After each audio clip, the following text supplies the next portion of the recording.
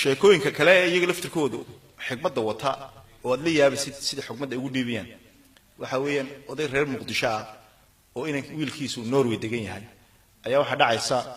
inuu wiilkiisa maalinta dambe la telefoon soo diray oranayo marka wuxuu ahaa oday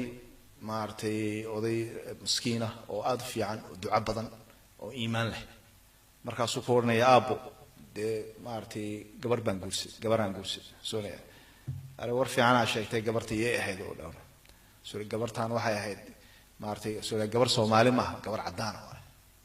odayga gabar cadaan ah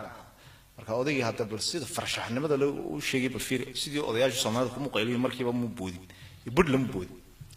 wuxuu yiri areegaariyo waa fiican tahay guurkuna waa wax fiican ma xasata markii aan gurigeen deganeen suuqa xoolaha cidi dariskeenna ma xasata markaasuu wax xasata cidaas yaa ahayd wax xasata duqi oo Sheekh Cali maxaas xoolo ka qabiyo su'aal soo weydiinay oday markaasuu dibiyo lahaa markaasuu Sheekh Cali dibiyo lahaa hay dibigaas maxaa ugu soo bin jiray Sheekh Cali wuxuu dibigaas sacayaasha ay dadka kale u keensan jireen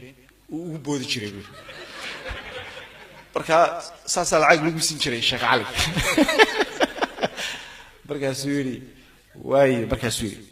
war fiican waa si fiican oo xasuusta markaasuu yiri ma xasuusta cid ma waliga ma aragtay cid oo inta Sheekh Cali u timid dhahay dibigiini weyshin u dhalay qaata markaasuu yiri ma arag markaasuu igaari hadii aad dibigi Sheekh Cali Norway ka noqonaysid adle waay